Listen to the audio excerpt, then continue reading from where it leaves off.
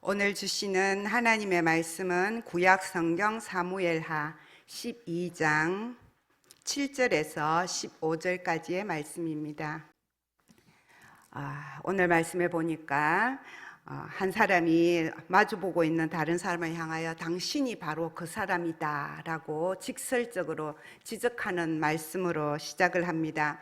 며칠 전에 치른 총선 과정에서는 어쨌든지 서로 상대의 비방할 거리를 찾아내어서 당신이 그 사람이다, 당신이 그 사람이다 이렇게 하는 말들을 우리가 매일같이 들을 수밖에 없었지만, 평범한 사람의 사이에서 코앞에서 안 좋은 사람에 대한 예화를 드러놓고는 그 사람이 바로 당신이다 라고 이렇게 직설적으로 지적한다는 것은 쉽지 않은 일입니다. 왜냐하면 아무리 평소에 사이가 좋았고 그 사람이 자기가 잘못한 게 있다 할지라도 쉽게 인정하지 아니하고 큰 싸움이 날 가능성이 많아서 우리는 가능하면 안 좋은 말은 안 하려고 하고 돌려서 말하려고 하고 그러는데, 지금 이 말을 누구에게 하고 있습니까?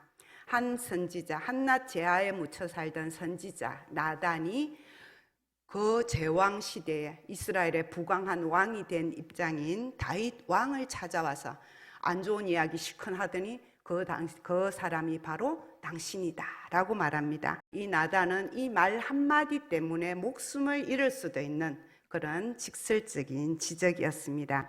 그러나 이 순간에 다윗의 일생에 있어서 굉장히 지금 위험한 분기점에 서 있는데, 이 말을 다윗이 받아들임으로 해서 이 말은 다윗의 일생에서 다시 한번 하나님의 은혜 안으로 들어가서 다시 하나님의 사람으로 살 수 있게 하는 굉장히 중요한 은혜의 순간이 되었습니다. 다윗과 관련해서 우리가 잊지 못하는 두 사람이 있죠. 첫 번째는 블레셋 장수 골리앗이고, 두 번째는 오늘 등장하는 우리아의 아내 바세바입니다. 소년 다윗이 골리앗을 만났을 때는 비록 어린 시골 목동이었지만 그 골리앗과의 앞에서 어떤 사람인 걸 보여줍니까? 기도의 사람인 것, 용기의 사람인 것, 믿음의 사람인 것을 멋지게 보여주면서 자기가 그 시골 목동의 자리에서 이제 왕이 될 제목으로 등장하는 그런 멋진 순간이 골리앗으로 인하여 나타나게 됩니다. 그런데 이제 부강해져가는 이스라엘 왕국에 칭송받는 왕이 된 다윗은 바세바와의 만남을 통해서 어떤 사람이 되어가는지 우리에게 오늘 묵상의 시간을 주시는 것이죠. 그 11장을 보시면은 우리가 크게 두 가지 때문에 다윗이 죄를 짓는 것을 살펴볼 수가 있어요. 첫 번째는 뭐냐면은 11장 1절 말씀을 보시면, 해가 돌아와서 왕들이 출전할 때가 되었는데 다윗 왕은 다른 나라가 다 왕이 앞장서서 전쟁하는 그 시대에 어디에 있어요? 궁궐에 남아있고 요압과 그 신복들과 군대만 암몬과의 전쟁에 내어보냅니다. 그래서 11장 1절 마지막에 보니까 다윗 왕은 예루살렘에 머물러 있으니라, 그대로 있더라 라고 기록을 합니다. 이 상황 설명에서부터 우리는 좋지 않은 일이 일어날 전조를 느끼게 되는 것이죠. 8장에 보면 다윗이 어디로 가든지 여호와께서 이기게 하셨더라라는 말씀으로 결론을 내리고 있는데, 그 승리를 계속해서 경험하면서 다윗이 지금 이 시점에 와서는 어떤 상황이 왔느냐면, 간절한 하나님의 도우심을 구하는 그 기도 때문에 승리했다는 사실, 그리고 하나님이 함께 해줬기 때문에 승리했다는 사실, 하나님이 은혜를 주셨기 때문에 오늘 이 부강한 예루살렘의 이스라엘 나라를 다스리는 왕이 되었다는 사실을 이제 어떻게 된 거예요? 잊어버리기 시작했다는 거예요. 해이해졌다는 거예요. 자기가 최선을 다해야 할 그 최선을 다하지 않고도, 기도하지 않고도 자연히 이제는 무조건 승리하겠지 라는 안이함으로 예루살렘에 머물러 있는 다윗을 발견하게 됩니다. 그리고 군대는 지금 전쟁터에 있는데 왕은 너긋하게 낮잠까지 자고 저녁 무렵 해질 무렵에 됐어야 일어났어. 잠 깨려고 어슬렁어슬렁 바람 쐬러 옥상에 올라갔다는 거죠. 그 옥상에서 하필이면 뭘 봅니까? 담장 너머 이웃집에서 어떤 여인이 목욕하는 장면을 얼핏 보게 됩니다. 심히 아름다워 보였다랍니다. 하와가 사탄의 꼬임에 넘어가서 선악과를 보았을 때 그 선악과가 하나님이 먹지 마라 한 그 열매로 분명하게 보이지 않고 어떻게 보였다고 했어요? 먹음직하고 보암직하고 탐스러워 보였다 하는 그 유혹이 이 순간 다윗에게 찾아온 것입니다. 그리하여 다윗은 간음의 죄에 이어서 거짓과 음모와 살인의 죄까지 11장의 이야기가 발전하게 되죠. 이 이야기를 읽을 때마다 들을 때마다 우리는 언제나 놀라울 수밖에 없고 굉장히 안타깝고 슬픈 마음을 가질 수밖에 없습니다. 여러분 그렇지 않습니까? 하나님의 사람답게 그렇게 기도 잘하고 그렇게 다른 사람을 잘 용서해주고 품어주고 승리하던 다윗이 저번 달 설교만 해도 머비보셋을 그렇게 용서해주고 자기 왕자까지로 품어주고 하나님의 은총 받은 사람답게 은총을 나누어주고 빛이 되어준 그 다윗이 어떻게 이렇게 한순간에 몰락할 수가 있냐는 거예요. 흔들릴 수가 있냐는 거예요. 넘어질 수가 있냐는 거예요. 그것도 그냥 살짝쿵 죄도 아니고 가장 심한 살인의 죄까지 십계명을 몇 가지나 어기는 그런 죄에 한순간에 넘어갈 수 있느냐.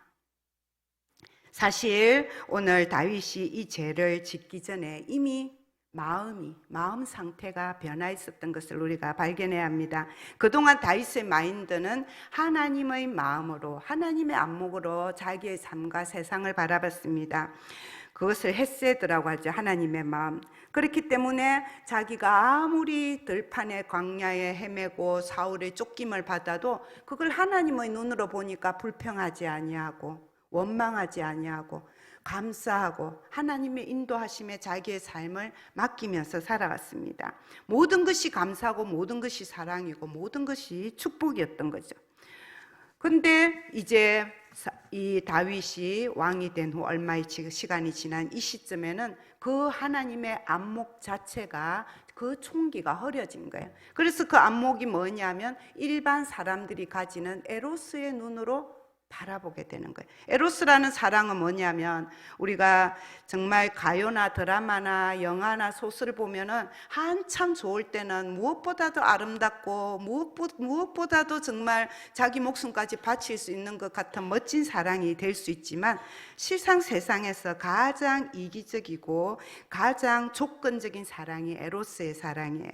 육신의 전욕이 기본이 되어 있는 사랑이기 때문입니다. 조금만 방심하면 사탄의 틈을 탈 수밖에 없는 그런 사랑이 에로스의 사랑이고 그 안목인데 이 다윗 왕이 그 하나님의 헷세대의 안목이 흐려지고 일반 사람이 가지고 있는 에로스의 안목으로 목욕하는 여인을 보니까 자기가 돌보고 다스려야 될 백성의 한 사람으로 보인 게 아니라 탐하고 싶은 잠시라도 가지고 싶은 여인으로 보여지게 된 것입니다.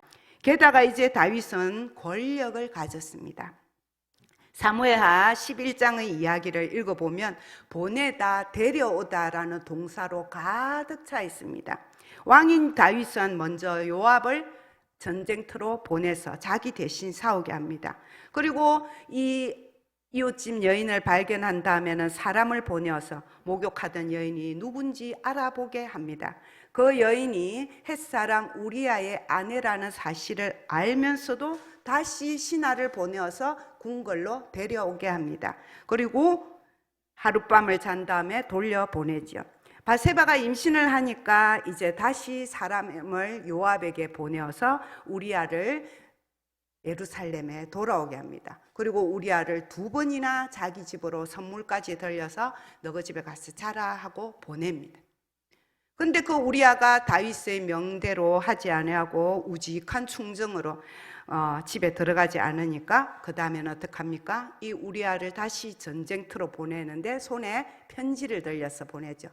요압에게 우리아를 가장 위험한 자리로 보내고 너희들은 도와주지 말고 뒤로 빠져라. 어떻게 하라는 거예요? 죽게 만들어라. 살인을 교사하는 편지를 들려서 보냅니다.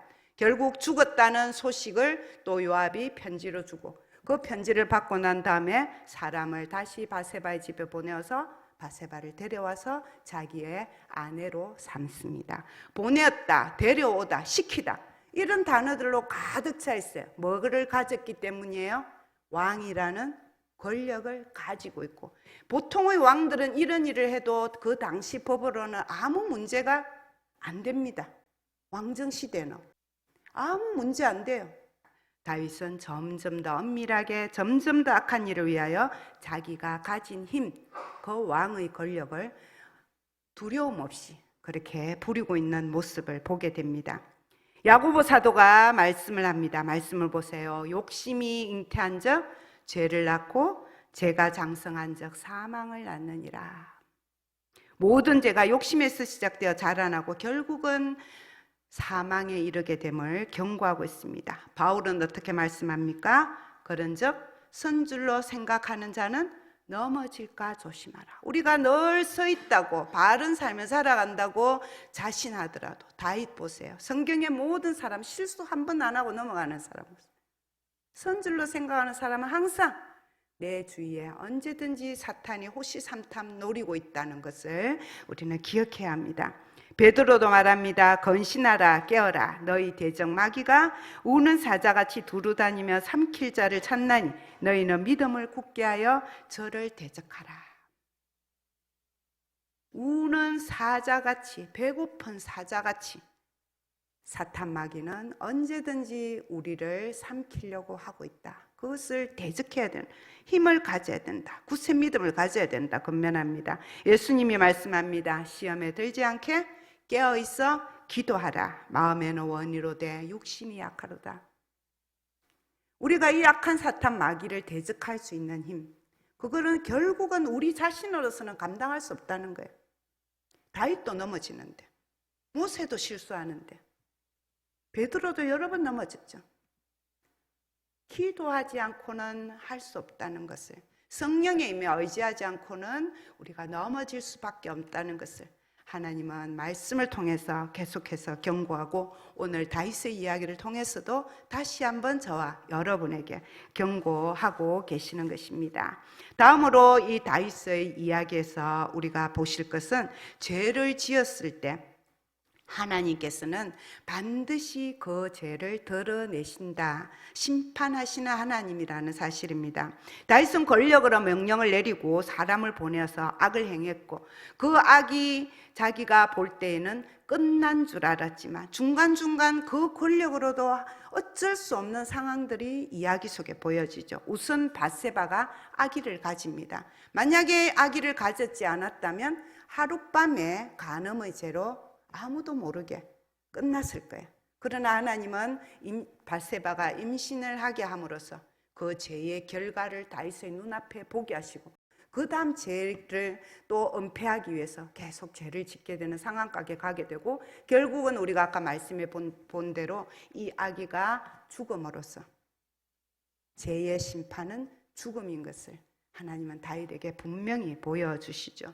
그 다음에 우리아가, 아까 말씀드렸잖아요. 이 우리아가 얼마나 우직한 충정, 보통 때라면 정말 상을 받아 마땅할 충성심으로 왕이 집에 가라 하는데도 자기의 부하와 자기의 그 위에 있는 장군들이 전쟁터에서 목숨 걸고 싸우고 있는데 나 혼자 편하게 즐거운 시간을 가질 수 없다고 문 밖에서 자고 2번이나 보내는데도 그러고 가잖아요. 무슨 얘기예요? 왕의 명령으로도 다른 사람의 마음까지 움직이는 일은 할 수가 없다는 거예요. 마음을 움직이는 것은 하나님이 하시는 일이거든요. 그 다음에 요압 장군, 정말 이 다윗 왕이 광야 생활 때부터 충성된 대장군이었어요. 지금도 다윗을 대신해서 싸우고 있어요. 그러나 요압이 우리아가 죽은 다음에 편지를 보낸 그 뉘앙스를 보면 뭐냐면, 내가 왕의 죄를 알고 있는 사람입니다. 언지를 주는 거예요. 이 다음부터 다윗은 요압의 눈치를 볼 수밖에 없는 거예요. 죄를 지은 왕이 되었기 때문에. 다윗이 죄를 지을 때에 이렇게 많은 경고들이 있었지만 그 순간에는, 죄를 향하여 달려갈 때에는 그 주위에 있는 척건들도 주변 사람들도 요압도 바세바도 아무도 왕인 다윗에게 반항하지 않았습니다. 지적을 못합니다. 그러니 다윗은 이 모든 것이 자기 뜻대로 되는 줄 알고 이제는 다 잘 되었다. 바세바 데려와서 결혼하고 아이를 낳으면 잘 되겠지. 이렇게 생각했지만 하나님은 그렇지 않았다는 거예요. 그래서 11장의 마지막 결론이 어떤 말씀으로 끝납니까? 27절. 다윗의 행한 그 일이 여호와 보시기에 어떻다고요? 악하였더라. 하나님의 판단은 끝이 나지 않았습니다. 사랑하는 성도 여러분, 하나님의 침묵이 하나님의 부재를 의미하지 않음을 기억하시기 바랍니다. 시편 11편 4절은 여호와의 눈이 인생을 통촉하시고 그의 안목이 그들을 감찰하신다라고 기록합니다. 영혼까지 깨뜨려 보시는 사각지대가 없는 CCTV라고 아이들에게 가르치는데 그 좋은 CCTV 두 영이 가지고 있죠. 하나님이 가지고 있고 그 다음에 아까 계속 말한 대로 사탄이 또 갖고 있어요. 문제는 우리 마음이 흔들릴 낌새가 있나 없나, 틈이 있나 없나, 사탄도 우리를 노려보고 있죠. 하나님의 그 CCTV, 사탄의 CCTV 안에서 정말 우리가 우리 마음을 바르게 말씀에 세운다는 것, 그게 쉽지 않지만 말씀을 기억하는 그 사람만이 이 말씀 속에서 승리할 수 있는 것입니다. 하나님께서 불꽃 같은 눈으로 다윗을 감찰하셨기 때문에 제가 드러나게 하시고 결정적으로 오늘 12장으로 넘어가면서 11장에 계속 다윗이 자기의 권력을 행하기 위해서 보내다 라는 동사가 사용되었는데 12장 1절에 보니까 이제 누가 누구를 보냅니까? 하나님이 나단을 다윗에게 보냈다 하십니다. 왜 보내셨어요? 왜 보내셨을까요? 여호와께서 나단을 다윗에게 왜 보내셨어요? 다윗에게 기회를 주려는 거예요. 바로 심판하셔도 돼요. 그러나 다시 한번 사랑하는 다윗에게 기회를 주시는 거예요. 깨달을 수 있는 기회, 하나님의 사람으로 다시 설 수 있는 회개의 기회를 주시기 위해서 말씀을 들고 하나님의 사람 나단이 이 다윗을 찾아오셨습니다. 그래서 나단은 다윗 앞에 서서 먼저 예화를 하나 듣죠. 우리 목사님들 설교하실 때 예화를 드는 이유는 마음을 열기 위해서잖아요. 그래서 예화를 드는데 아주 간단한 예화였습니다. 엄청나게 많은 양을 가진 부자가 있었는데 그 부자의 집에 친구가 왔다는 거죠. 오랜만에 진짜 귀한 친구가 왔는데 양을 잡아서 양고기로 식사를 대접해야 되면 그 많은 양 중에서 대접해야 되는 게 맞잖아요. 근데 이 부자가 어떻게 했어요? 자기 이웃에 있는 정말 가난한 사람 한 마리 암양을 정말 자기 가족처럼 챙기는 그 사람의 양을 자기의 권력을 이용해서 힘을 이용해서 빼앗아서 그 양을 잡아서 친구를 대접했다. 어떻게 생각하느냐? 다윗이 화를 내어서 판단을 내립니다. 왕답게 그놈은 사형을 시킬 죄에 해당합니다. 그리고 빼앗은 것에 구약의 율법을 따라 4배로 갚아야 할 것입니다. 그 순간에 한 나단의 말이 뭐냐? 그게 다른 사람이 아니고 그 악한 부자, 사형에 해당하는 죄를 지은 사람이 바로 누구라? 당신입니다. 바로 당신이 그 사람에 해당하는 죄를 지었습니다. 성도 여러분, 이 말씀이 다윗에게만 해당되는 말씀일까요? 복음은 언제나 실제의 사람, 실제의 고통, 실제의 문제, 실제의 죄에 대하여 말씀해주고 있습니다. 하나님의 말씀은 언제나 옛날 구약이, 옛날 예수님이 살았던 신약 그 시대에만 해당되는 말씀이 아니라 오늘 이 자리에 있는 저와 여러분에게 오늘 내가 가지고 있는 마음의 죄와 내 삶의 문제와 내 기도 제목과 내 일터와 우리나라와 그 모든 오늘 현재 여기에 있는 우리의 죄를 위하여, 우리의 구원을 위하여 하시는 살아있는 말씀입니다. 이 사실을 분명히 믿으십니까? 복음과 말씀을 정확하게 우리 자신에게 초점을 맞출 때만 우리의 삶은 변화할 것이고, 그리고 구원의 길이 열리는 것이고 은혜가 되는 것을 믿기 바랍니다. 나단 선지자는 계속해서 구체적으로 하나님의 말씀으로 다윗에게 선포합니다. 8절 말씀에 보니까 내 주인의 집을 내게 주고 내 주인의 아내들을 내 품에 두고 이스라엘과 유다 족속을 나한테 맡겼다. 그동안 받았던 그 은혜, 지금 네가 누리고 있는 권력, 부, 명예, 그거 전부 다 누가 준 거냐? 내가 준 게 아니냐?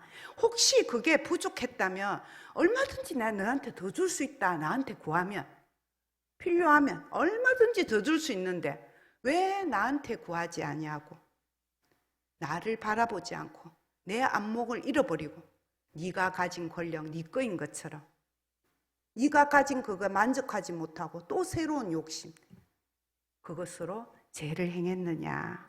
그래서 9절 10절에 반복해서 꾸짖으신 거죠. 이게 중요한 여지예요. 그러한데 어찌하여 내가 여호와의 말씀을 업신여기고, 10절 이제 내가 나를 업신여기고,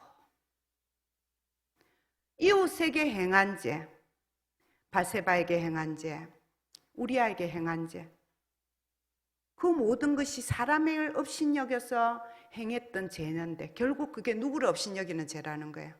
하나님을 업신여기는 거예요. 하나님이 안 계신 것처럼, 하나님이 안 보이는 것처럼, 하나님의 말씀이 살아있지 않은 것처럼, 이제는 내 마음대로 해도 되는 것처럼, 아담과 하와의 죄가부터 오늘 지금까지 모든 죄는 교만에서 시작되는 거예요.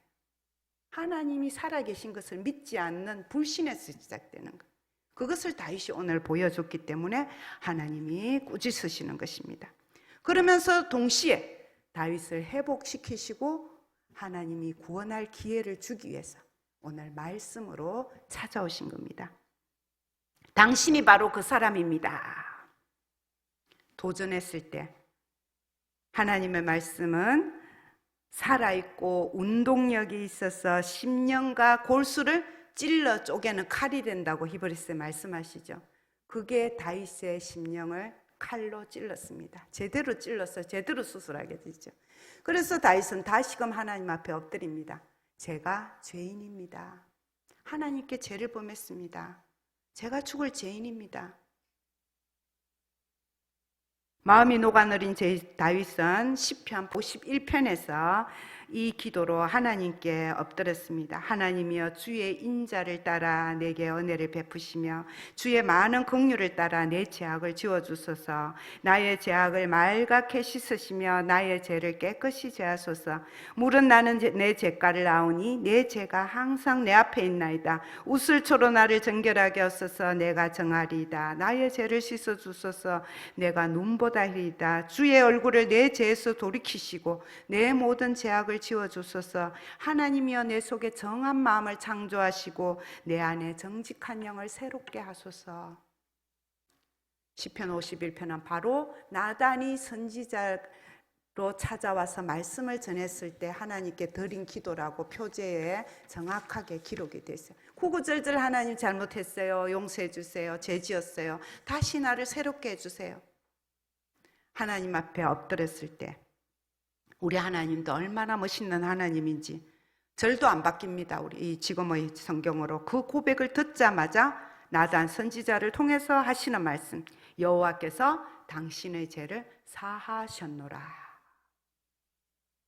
역사상 가장 용기 있는 회개고 역사상 가장 위대한 용서가 바로 이 장면에 있습니다. 하나님, 제가 하나님 앞에 죄인입니다. 그래, 아니까, 내가 너를 사랑하니까 내가 널 다시 용서할게.